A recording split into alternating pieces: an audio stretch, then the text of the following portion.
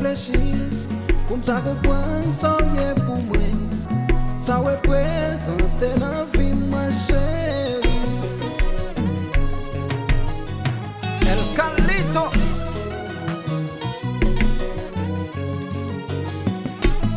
Gardons l'amour